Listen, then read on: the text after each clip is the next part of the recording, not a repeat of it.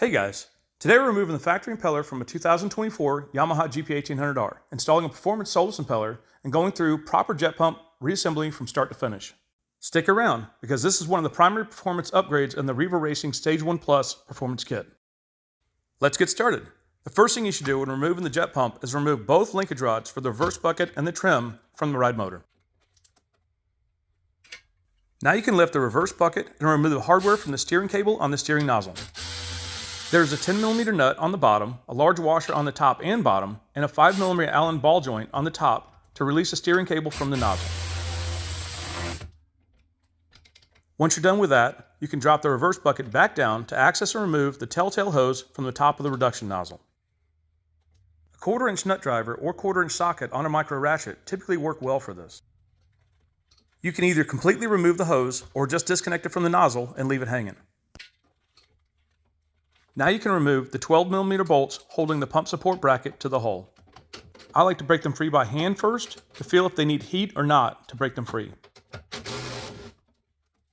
When you have those two bolts completely removed, you can lift the reverse bucket back up to get access to the 4 14mm nozzle mount bolts. Once again, it is a very good idea to loosen the bolts by hand first to feel if they need heat to soften the thread locker. When I feel that the bolts are moving freely, I then use my DeWalt 1/2-inch impact driver to finish zipping them out. If you need any of the tools to do this job yourself, check out my video description for all the tools and materials I use and recommend. If you use the links provided, it helps support the channel and allows us to continue to create free videos so you can do these repairs yourself. We appreciate any support you can offer. Since the nozzle in most cases is sealed to the pump with flange sealant, sometimes it takes a little heat to get it to break free. If you haven't removed the reverse bucket link rod, you can do that now. The last thing that is connected to the nozzle is a mechanical Bilge siphon hose. It typically has a tie strap or clamp holding it to the nozzle. Sometimes it helps to use hose release pliers or a flat blade screwdriver to release the hose from the nozzle fitting. Now, in order to make the pump and nozzle considerably easier to access and remove, it really helps to remove the ride plate. There are really only 4 bolts holding it on, and if you're replacing the ride plate with a performance ride plate, you need to take it off anyways. As you can see, I always prefer to manually break the bolts free by hand, then finish with a power tool to try and prevent breaking bolts upon removal. Once you get all the bolts out, you can just set the ride plate aside out of the way, and it's time to get a map torch or heat gun to help soften the flange sealant so you can remove the nozzle. If you end up using a torch or heat gun, it is important to concentrate the heat on the glue joint and try to point the nozzle away from plastic parts and the hull surface. You only have to heat the metal enough to get it warm. The nozzle is considerably easier to remove than the jet pump. When you pry the nozzle off, be sure to pry against a solid fixed point and hold the nozzle with your other hand so you don't drop it. There are 2 alignment dowels in place, so it needs to come straight off. Now you have full access to the pump hardware. There are 4 14mm bolts and 1 10mm bolt. I do recommend using hand tools to break these free first, and if you're riding in salt water, you should heat the bolts first before trying to remove them. Once you have them loose and moving, you can finish removing them with a power tool. These are the 5 pieces of hardware you need to remove to have the pump ready to pull out. Once you have all of the pump hardware removed, you should go around the perimeter of the pump with a torch or heat gun and do your best to stay away from plastic, rubber, and fiberglass. When you have the pump flange heated enough, try to use a 2x4 or block of wood for leverage and pry against a solid fixed point straight out away from the alignment dowels. Once you see it pop free, you can now pull the whole pump assembly out with the Driveshaft. Leverage and heat are the key to breaking 1800 impellers free, and once I started using a 3/4-inch breaker bar and the 6-point socket bar I have here, they made a huge difference. I have found that since the Driveshaft is driven in the direction of tightening, the impeller gets extremely locked on.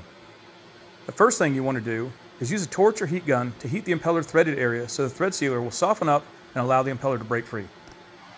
If you can find a 6-point or 12-point box-end wrench to hold the impeller, it'll be a lot better than trying to use an open-end wrench or crescent wrench. The amount of torque you have to apply to the impeller to remove it would very likely cause the impeller hex surface to distort if you used an open-end wrench on it. The Driveshaft is driven clockwise to tighten it onto the impeller, so you need to turn the Driveshaft counterclockwise while holding the impeller to loosen it and remove the impeller.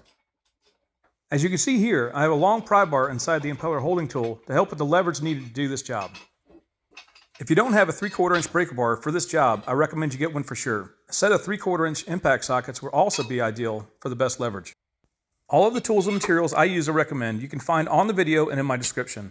You can also check out my kit.co page for all sorts of Jetski accessories, tools, and service items arranged in specific groups so the items are a lot easier to find. Now is a perfect time to clean the pump flange sealant off the pump and to make sure the stainless pump liner is in good shape. Minor imperfections can be cleaned up with a roll-out disc or medium grit sandpaper. It is a good idea to have a quality torque wrench and Loctite thread sealer handy when you get ready to install the new impeller. Alright guys, now it's time to get this pump back together. I'm going to get the impeller on. This is the Solas upgraded impeller for the ski. First thing you want to do is put some Loctite 572 on the threads. That just helps to seal the threads so that doesn't get corrosion. It also helps to just keep it. It kind of works a little bit like a thread locker in a way, to just kind of keep the impeller from spinning off. Just apply enough thread sealer to coat the threads evenly, and when you slide the impeller on, spin it on counterclockwise. Since the drive shaft is driven in a clockwise direction, that is the direction you turn it to tighten the impeller. Drive shaft clockwise and impeller counterclockwise. Now let's set this thing up to tighten the impeller. So we gotta get this tool on. That's for the Solas. This tool on to the drive shaft.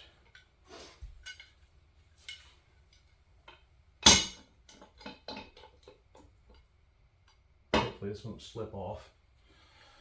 But this is a lot of torque that needs to go on this thing, so.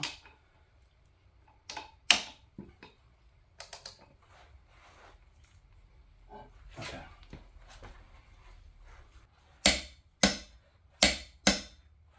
All right, that's 200 newton meters, guys, with thread sealer. So that should cover it.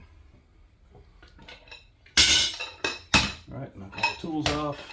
At this point, you're going to want to treat the splines with triple guard grease. That is what Sea-Doo typically uses all the time. But I've got to get the impeller nose cone on here. So let's get that down there too. For this next part, just apply a little grease on the impeller nose cone inner and outer seal so the cone seats into position without damaging the seals, and tighten the 3 Allen screws evenly. I typically use my Titan 1/4 inch micro ratchet for tiny set screws like these because it helps prevent over tightening with a larger ratchet. Alright, so that's in. We got plenty of clearance. Just make sure you got clearance and it's spinning freely before you go even try to put it in. You don't want to put it in and it's locked up, you know, or it doesn't move freely. So here's a better look at the impeller nose cone, the new impeller, and how clean the pump sealing surface should be before reinstalling the pump. Now it's time to prep the pump for install. Like I said, you're going to need to use triple guard grease on the splines. That cuts down on the corrosion buildup on the splines, so that if you ever have to take your pump back out, you won't end up having a problem pulling the pump out, as you know, when it's pretty much been on for a while, especially if you're mainly in salt water. But fresh water, it's not really as big of a deal. So 572 is really good for bolts. It's a thread sealer rather than a thread locker because it cuts down the corrosion getting on the bolts.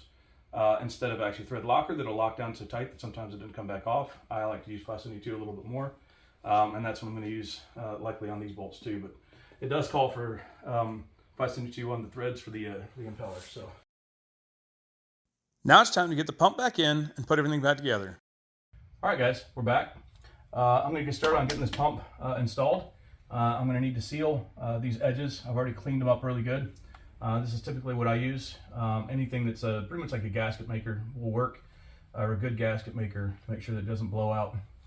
I've already put triple guard grease on the splines. I've already got the bolts treated with a thread sealer, and they're ready to go.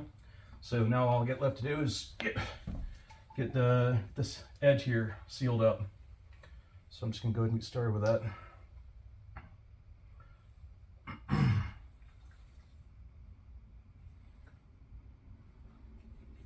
Main thing is because this actually has a water jacket that goes through it, you just got to make sure that you're kind of primarily sealing that section right there.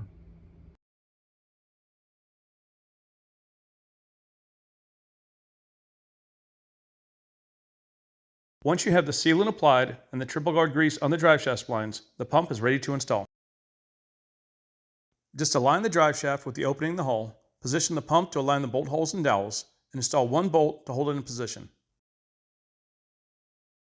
It's not a bad idea to have a screwdriver or ratchet extension handy to help turn the impeller just in case the driveshaft splines don't engage easily. Okay, one of these bolts on the top left corner, you kind of need to have a wobbly socket or a universal socket because it's kind of at an angle. You can't really get a straight tool on it, so that's just a good idea to have that handy. And there's a 10 millimeter and the other 4 are 14 millimeter. Just thread the bolts in by hand and zip them down to seat the pump. We'll do the final torque next. Torque the big 14 millimeter bolts to 40 Newton meters and the small 10 millimeter bolt to 8 Newton meters. Just take a quick look and make sure the pump's seated properly and torque the bolts in a cross pattern. Alright guys, time to get the nozzle on. I prefer to put the sealer on the nozzle itself. I mean, you can do it here. But mainly I'm just getting it on the nozzle surfaces here. So it's easier to apply sealant to the nozzle than to apply it to the pump because you can hold the nozzle in your hands. Just apply an even layer of sealant on the surface and you'll be ready to install the nozzle. So when we're putting this up, all we're doing is we're going to end up just trying to stab these into the openings when it goes up there, and of course get that out of the way. So just going to do a little wipe down clean up. Before you install the nozzle, you want to be sure both alignment dowels are in place. When you're installing the reverse bucket and nozzle, it is very important to get the steering cable in the opening to hook up to the nozzle. The Bilge siphon hose and the telltale hose on the top can be installed after, just make sure they don't get pinched. You should pre-treat your bolts with thread sealer and have one ready to secure the nozzle. I like to start with one of the bottom bolts because the top bolts also have to go through the support bracket. Once you have the nozzle secure with one bolt, you can drop the reverse bucket and install the pump support bracket. I use Loctite 572 thread sealer on the big nozzle bolts and blue Loctite on the upper bracket bolts. Before you fully torque down the nozzle and bracket, you should install both linkage rods for reverse and trim on the ride motor. Install all 4 bolts in the bracket and nozzle, run them down with a power tool, and torque the nozzle bolts to 40 Newton meters and the upper small bolts to 24 Newton meters. Once you're done torquing all the bolts, you can move on to connecting the steering cable and the remaining hoses. When you connect the steering cable to the nozzle, there is a large washer on the top and bottom and a standard 10 millimeter nut. Since the nut is not a lock nut, you should put some blue Loctite on the nut, then hold the top with an Allen and tighten the nut.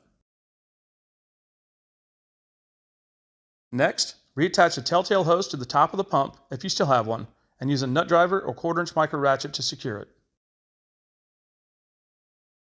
The last thing you need to attach to the pump is the Bilge siphon hose on the left side.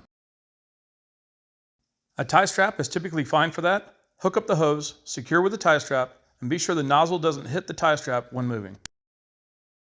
Now you can attach the other end of the ride motor linkage rods to the nozzle and reverse bucket and get ready to reinstall the ride plate.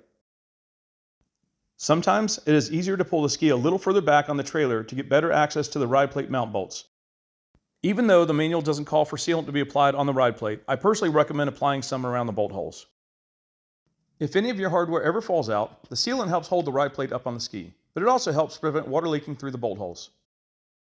The sealant I'm using is Reinstall flange sealant. I found it works really well for this application and it's relatively inexpensive. I already have Loctite 572 on the mount bolts and the sealant around the bolt holes. Now it's time to get it on the ski. The rubber seal in between the ride plate and the intake grate is very important. Make sure you have that in place before you reassemble everything. If you leave the seal out, it will likely cause a cavitation issue, and that's the last thing you want after this work.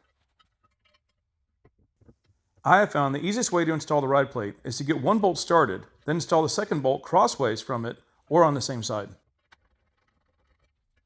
Once you have the 2 bolts in, that holds the ride plate up evenly. Then you can install the last 2, push the ride plate up tight to the rubber seal, and tighten all the bolts.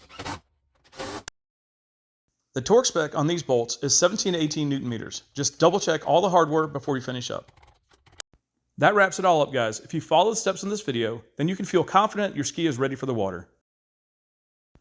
Don't forget to smash the like button if you like the video and find it helpful, and subscribe to our channel to see more cool videos like this one, and we'll see you in the next video.